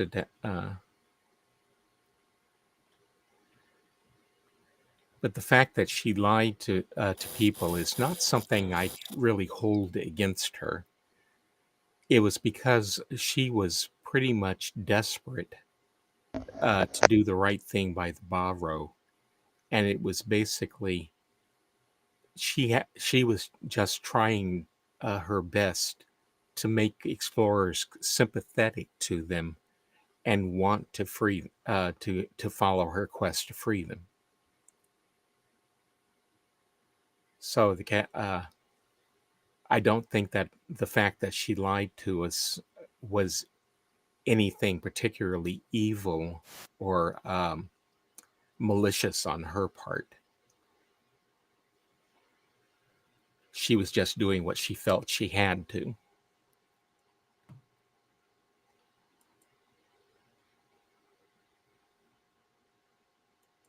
Is it possible the Biro lied to her about anything that happened to them? No, the Baro actually didn't know how to lie. They were they were basically, in fact, if I've pointed out before that in when Yisha had them make uh, a very a lot of the baroglyphs that we run across in various ages, the baroglyphs include information in pictorial form that Yisha didn't want them to give us. To give you an example, when she spoke about the age of um, Rebek as being a place where the Baro were taken as slaves to be hunted. And the fact of the matter is that the Baro didn't show themselves in the glyphs they made of Rebek. They showed other creatures that really were there, and they also didn't. Uh,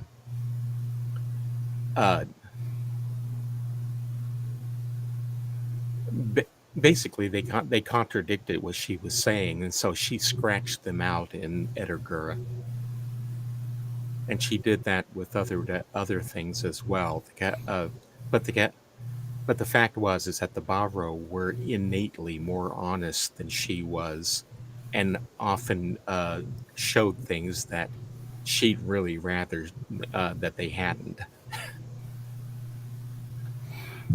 Also, to follow up a question, do you think, and it might be spoiler territory, um, but do you think because she had that burden that the borrow is like having the burden to free them so that she could free herself from her own burden? Not so well. Uh, Not as much as one would think. Um, the burden placed on her by her father was to be the grower, and however, she kind of substituted uh, what he wanted with what she wanted. When she took on the quest to free the Baro, she began calling them the least, which is another phrase from words. And although words never imply that it was anything that the least were anything related to any creature like the Baro, but she convinced themselves that she was fulfilling words by freeing the Baro, and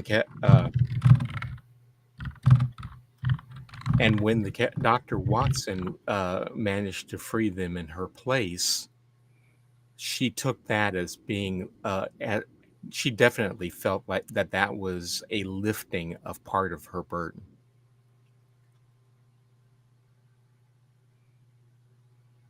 Okay.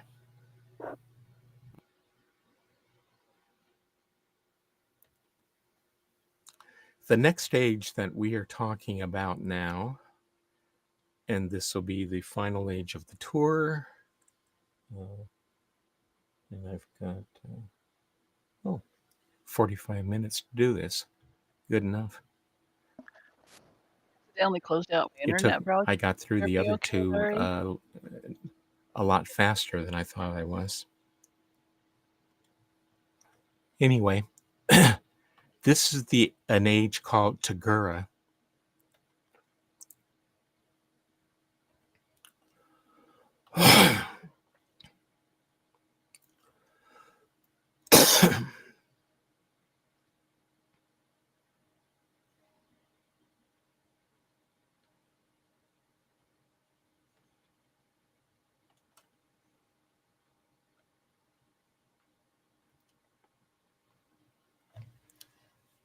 Okay, we're going to lose the picture for a moment while I switch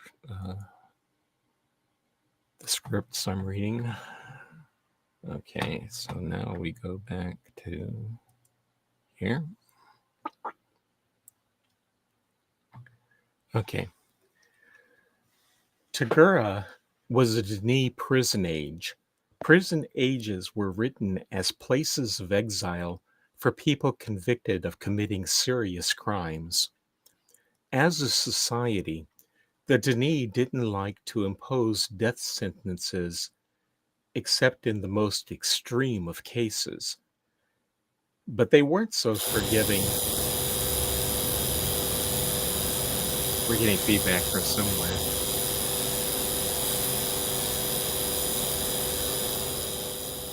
Okay, now it's fading out. Anyway, as a society, the Denis didn't, etc., but they weren't so forgiving that they were willing to allow hardened criminals to live among them. Instead, violent offenders were sent to prison ages like this one to take them out of contact with society for the rest of their lives. That way, there was no need to assign guards or to restrict the convicted people to a cell, nor was there any need for Denis citizens to have to pay taxes for the upkeep of the prisoners. The prisoners would be given the tools necessary to survive and then left to fend for themselves. That's not to say that every prison age was totally cut off. Sentences to prison ages could be temporary, in which case the prisoner could be sent to an age with guards and permitted to return after their sentence expired.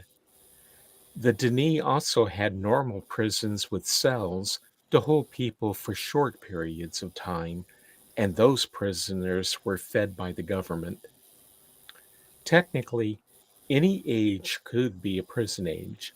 All that was necessary was to make sure the person being linked to it did not have any way to return from it.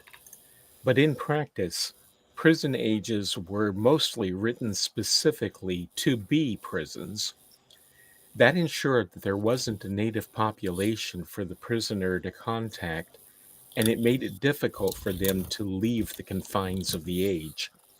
It also meant that the odds of of an uninvolved person linking to that age by accident were nearly impossible. Okay, I'm going to play another speech from Escher, so the screen's going to go blank. Tahgira, cold, barren, desolate, it has been described. However, also purposeful. No doubt Yisha sees only evil here. This was a prison age for those who committed monstrous crimes. They were sent to this place to live out their lives. Justice, not evil.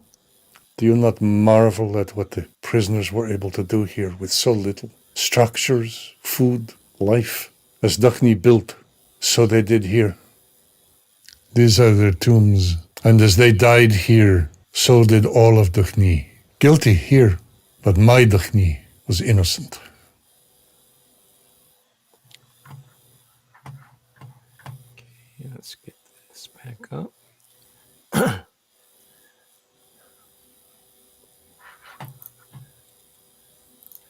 Tahgira was a cold, possibly Arctic ocean with two large icebergs floating on it. The icebergs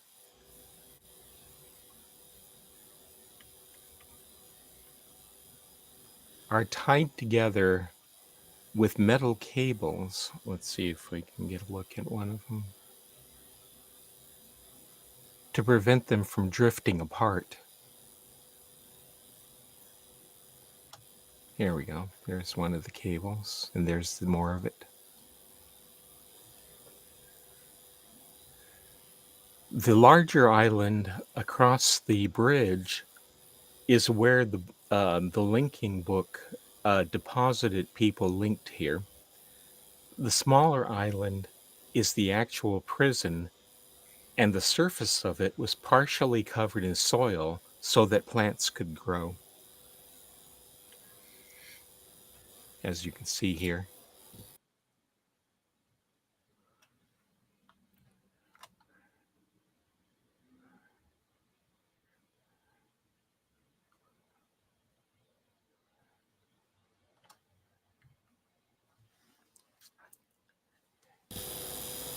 I need to step away for a bit. I'll be right back. Okay. As you look around, you'll see outcroppings covered in soil with devices on top of them that have pipes going toward a central point. Let's go over and take a look at where the plants, excuse me.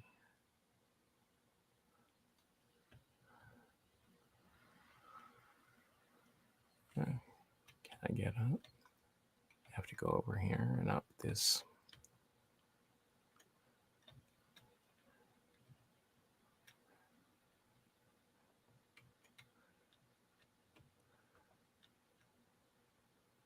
So all of the pipes come over to here.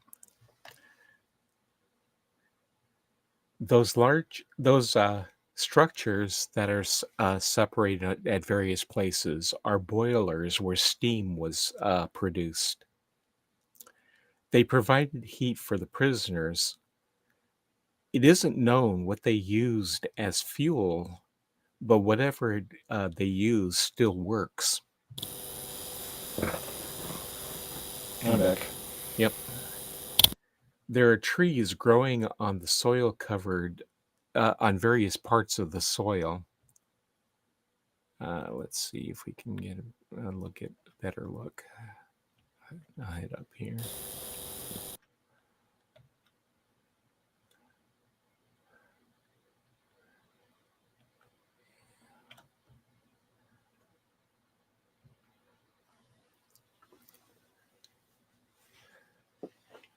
Other than the ground cover, these trees are the only plants in this age.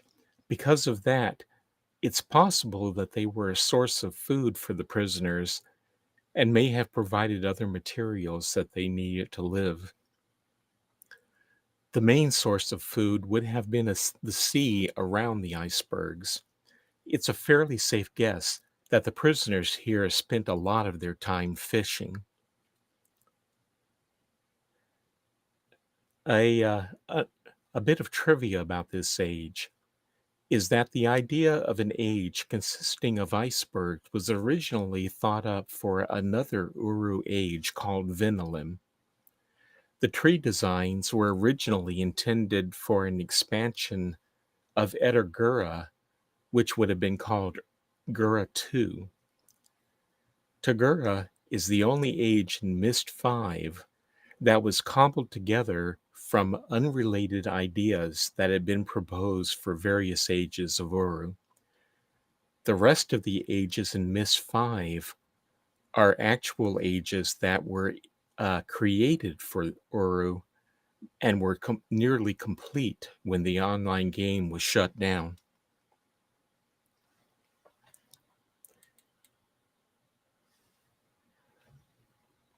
If we go around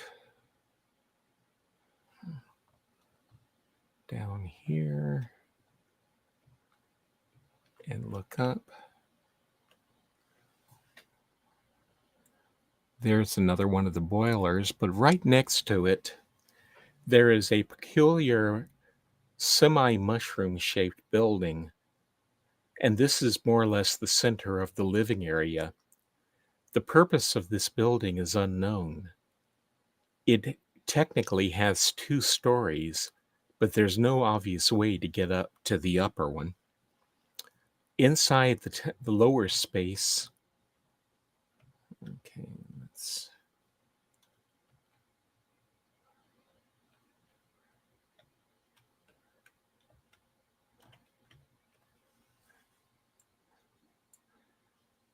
we find just a bench and a column that supports the building up the center. You'll also see some wooden slats, or what look like wooden slats up here, which apparently helped give the lower wall its shape. However, as you can see, there's no ladder or rope or any a staircase or anything that you can use to get up to the upper story. And there's not very much space up there if you could. We don't know where the prisoners lived. There isn't any sign that they burrowed into the trees, so we don't think they lived in those. The mushroom-shaped building is the only structure other than the boilers, and it has nowhere to live or sleep inside.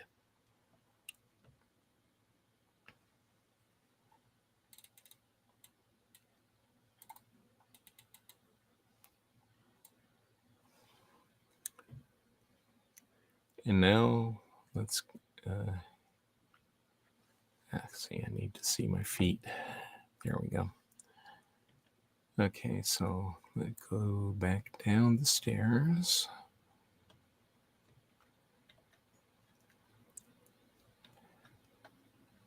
And then back around and follow the pipes.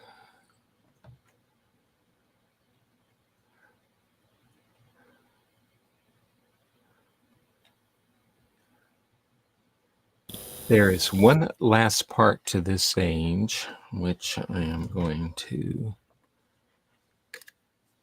cheat to get to.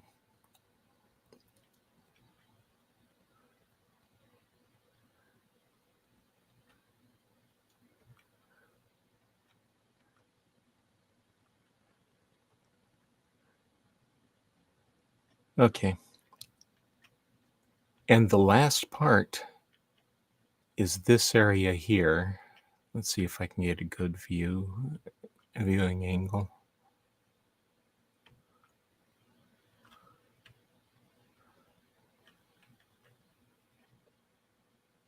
There we go. That'll do. There were at least 7 prisoners who died in this age, and these are their graves. Escher described these as tombs, but they aren't. A tomb would be a space where the body could be contained inside, and these are all too small for that, unless they're hollow, and in which case the one that's directly ahead of us, which is very short, would have had to have been a child, and I can't see a child having been sentenced here. In any case, my guess is that they're probably grave markers. The fact that there are 7 of them implies that there were at least 8 prisoners in total in this age, because someone had to have created the last of the 7 graves.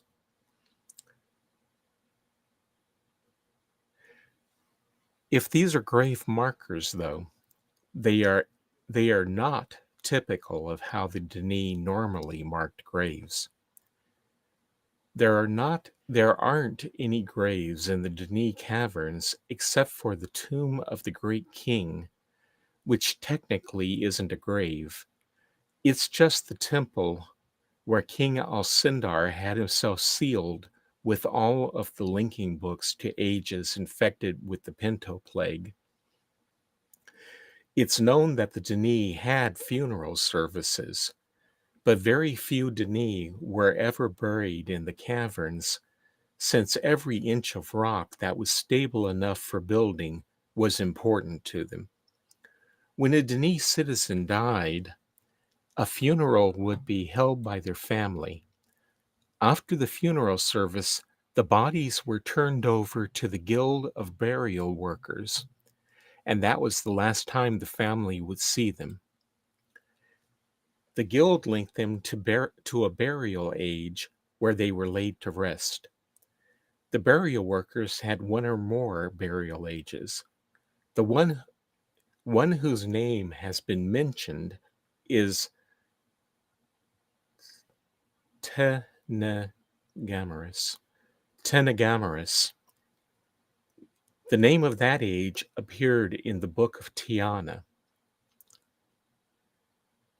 As a bit of trivia, however, Tenagameris is not an age known by Dr. Watson.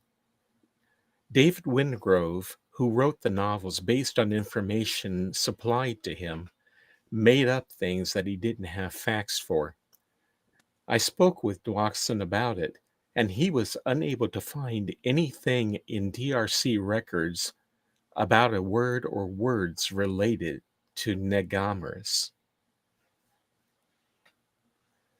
The only reference that is known about the funeral service is that it included a prayer to the soul of the deceased.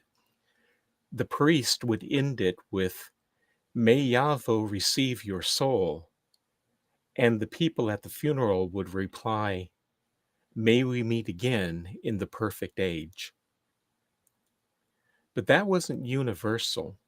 There were times when Denis people would die in private ages and be buried there by their families. Hang on for just a second. I'm going to turn off the game and show you a picture. As an example, in the age of Ptolemy, there is a small private burial ground. The markers there, which are seen in the illustration up on the screen, are probably more typical of what grave markers look like among the Denis. These markers have shapes that are reminiscent of the Arch of Kings, which is the monument that's at the entrance to Agra Islands Harbor, or an entrance to it.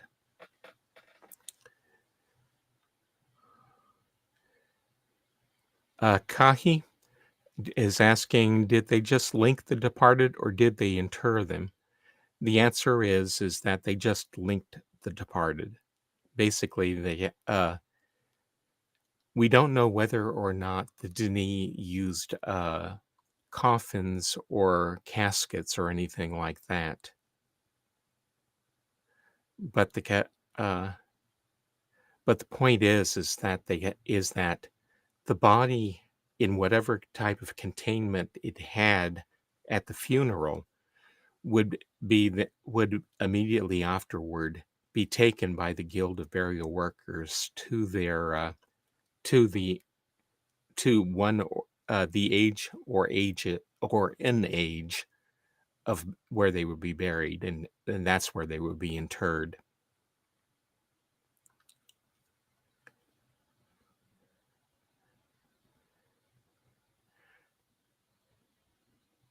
And I'm not sure that we don't know anything about them, but I don't know that it would be fair to call them some kind of horrifying necropolis, because they are burial ages. So if you think of basically a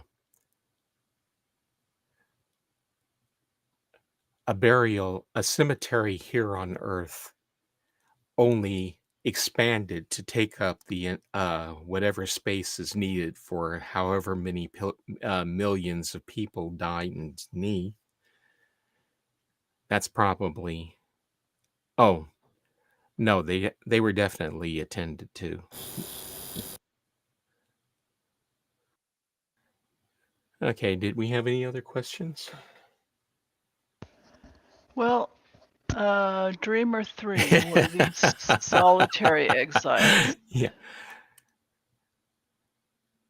The Denis guilds generally took their duties pretty seriously, so the idea that they would basically be linked to another age and tossed off the closest cliff is probably inaccurate.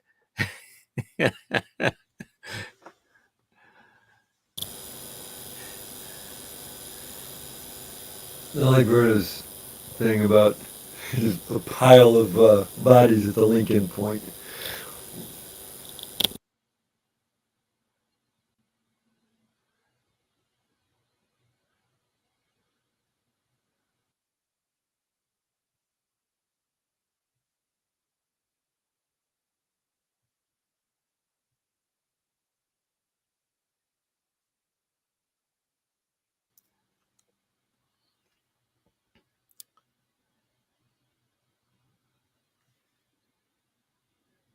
Okay. We just have people chatting, so I'm not seeing any other questions. How about you guys? You see anything?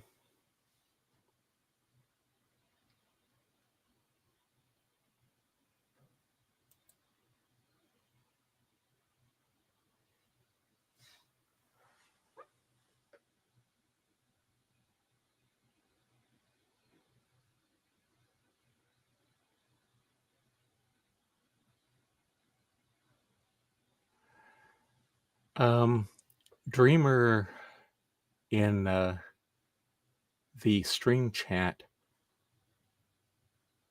is basically saying that the graves on Tahgira, maybe they really are tombs, but we're only seeing the tops buried in snow. And the thing about that is that by definition, tombs are above ground.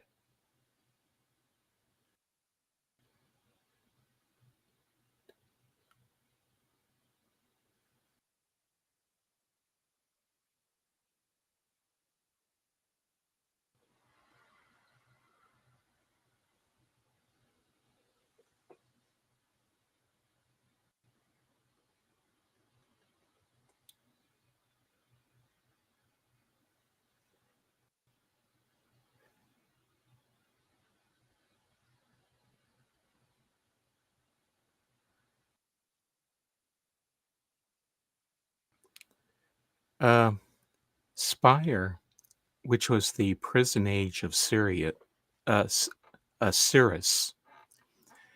Kahi's was thinking that it was floating over a star, and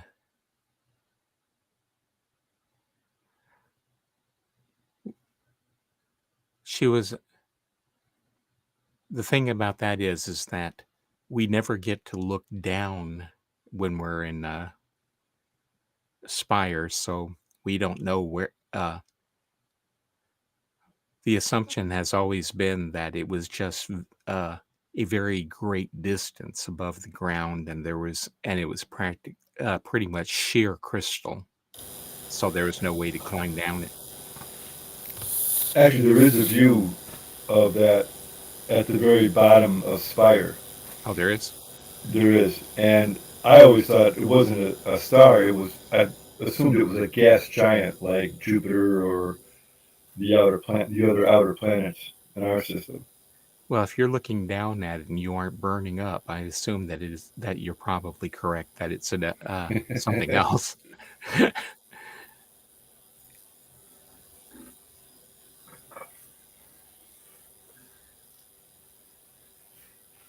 Okay.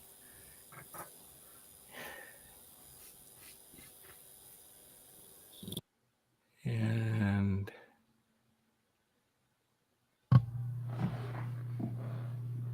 if we don't have any other questions, it is 1:40, so we're 20 minutes early.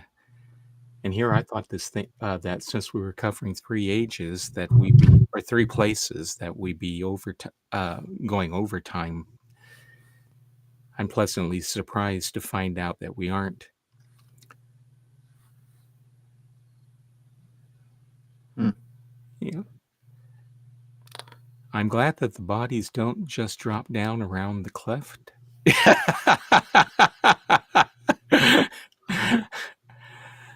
Alright.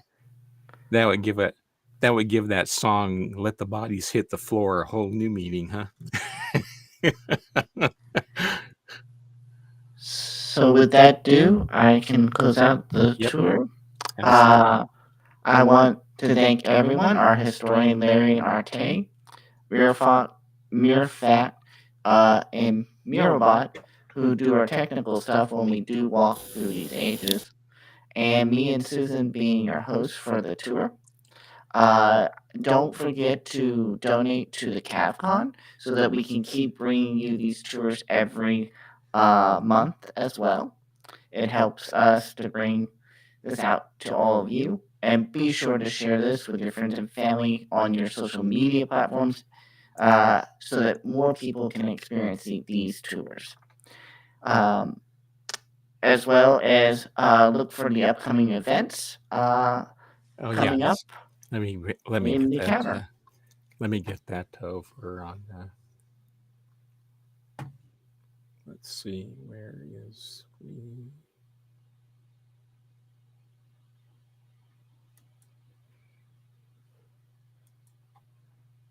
Where pre-tell? Oh, Facebook. Oh, I know why I did. I'm not finding it. I did. I got clever and put it in a different window. So let's go ahead and turn on.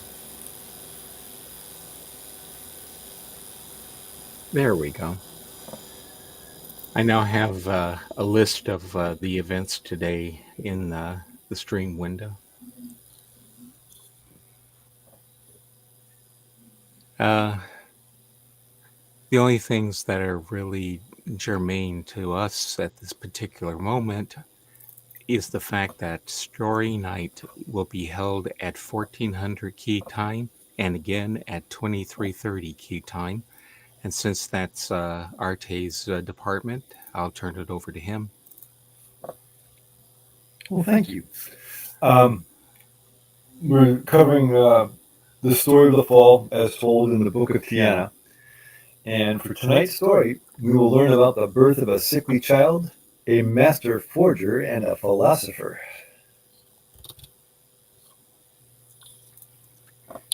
And story night's at 1400 key time, and there's a repeat of the story at 2330 key time. It'll be held in Sano's hood in game, and Arte does it through in game voice chat. So you will want to make sure that you have your speakers turned on and be close enough to hear him. Yeah, if you hang out at the fountain while we're all in the community room, you're not going to hear anything.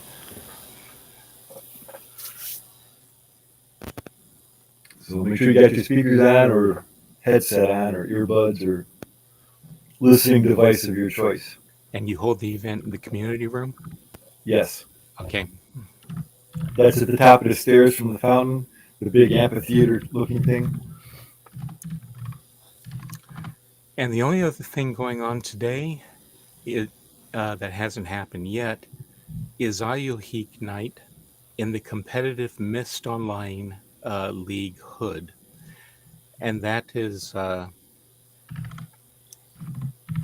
Ayuhik is basically a people who get together, or Ayuhik Night is basically people getting together to play that game, which is sort of like rock paper scissors in the that particular guild neighborhood, or I should say residential neighborhood.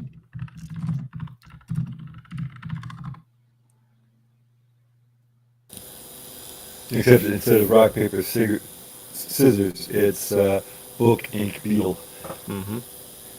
And it's a little more complicated than that, but not too much. Just a little. Yeah. Anyway, that is it for today's stream. So I'm going to go ahead and close it off. And I think, again, as Zeke mentioned, I thank you all very much for attending and being patient with me. And I hope to see you all again next month. Susan, when is next month's tour? I'm not. I'm too lazy to look it up. She has it in local chat. Oh, she It's does. 28th. Oh, okay. Saturday, the 28th of June. I hope to see you all then. And that is it.